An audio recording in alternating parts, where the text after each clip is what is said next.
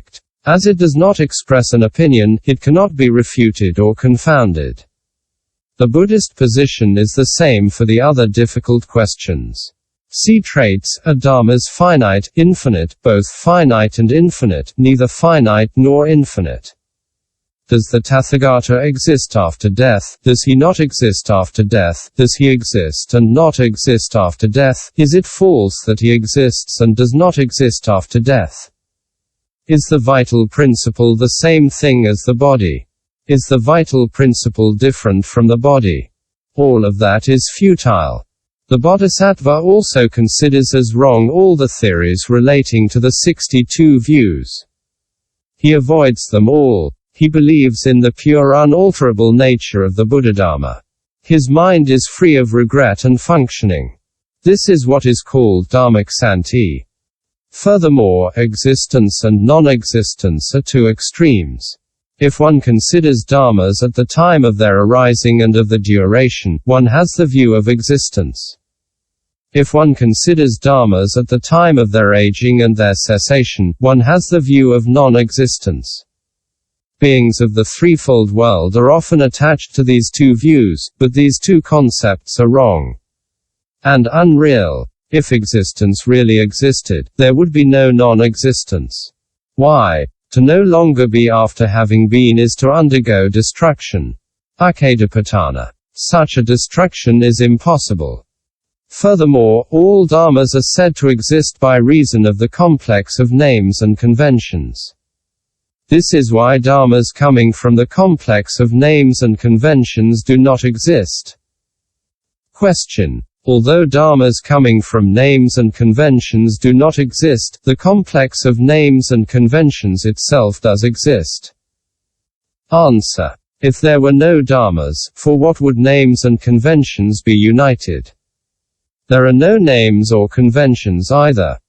Furthermore, if dharmas really existed, there would be no need for a mind or a consciousness to cognize their existence.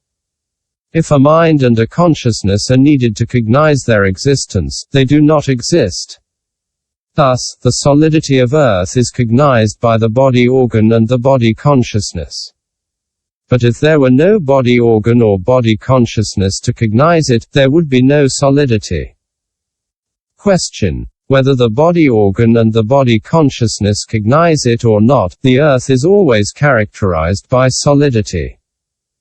Answer. One cognizes the existence of this solidity if one has already recognized its existence or has heard someone else speak about it.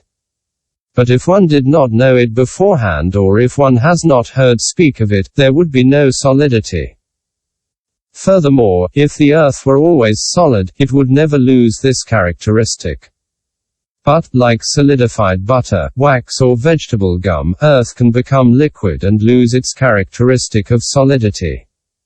It is the same for gold, silver, copper, iron, etc. The characteristic of water is liquidity, but by the action of cold, it solidifies. Many things lose their characteristics in this manner. Furthermore, the teachers of the Dharma can transform existence into nothingness and nothingness into existence. p. 920 fl.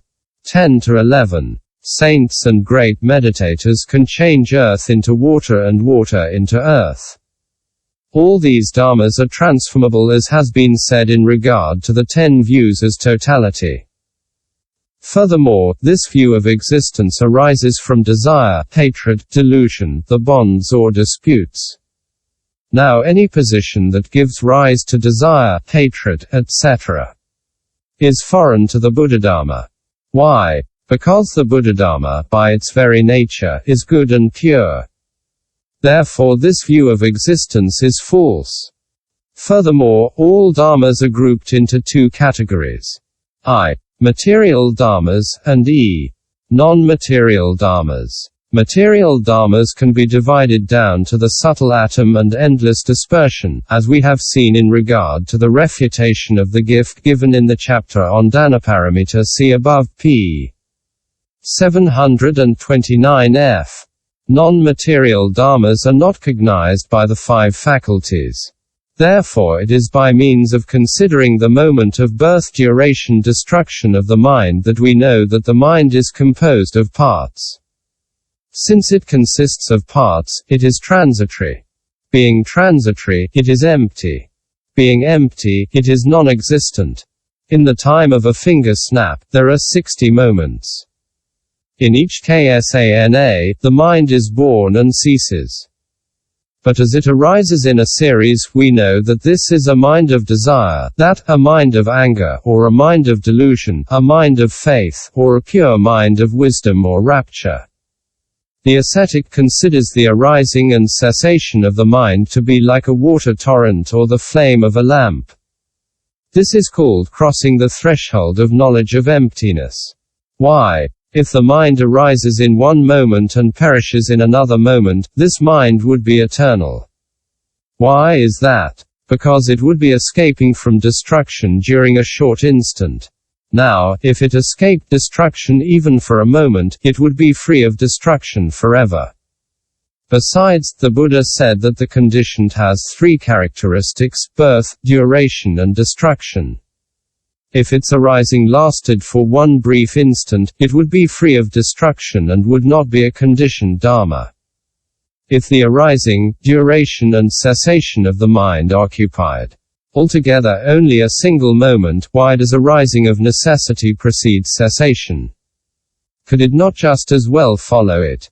Moreover, if the mind at first existed and then had birth, it would not depend on birth to exist. Why? Because the mind would be existent in advance. If birth existed before the mind, this would be a birth where nothing was being born.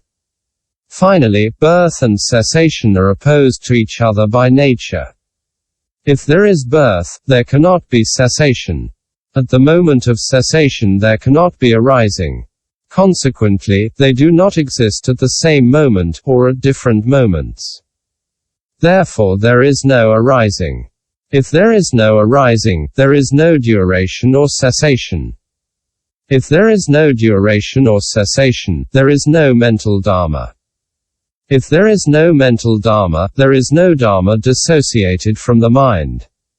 Since conditioned dharmas, namely, material dharmas and non-material dharmas do not exist, unconditioned dharmas do not exist either. Why? Because it is due to conditioned dharmas that there are unconditioned dharmas. If there are no conditioned dharmas, there cannot be any unconditioned dharmas. Furthermore, by considering the impermanence of karman, we understand the eternity of a karman. If this is so, we now see that karman is existence, that a karman is non-existence. Consequently, an eternal dharma does not exist. Furthermore, among the eternal dharmas of which the heretics and the disciples of the Buddha speak, some are the same whereas others are different. The ones that are the same are space and nirvana. The heretics accept a soul, time, direction, the subtle atom, darkness and other categories of the same type, different from those of the Buddhists. Moreover, the disciples of the Buddha say that cessation not due to knowledge is eternal. They also say that uncaused dharmas are eternal, whereas dharmas resulting from causes and conditions are transitory. In the Mahayana, permanence, the nature of things, the true nature, the summit of existence and other synonyms of this type are called eternal dharmas, space and nirvana, as was said before in the chapter dedicated to the praise of the Bodhisattva.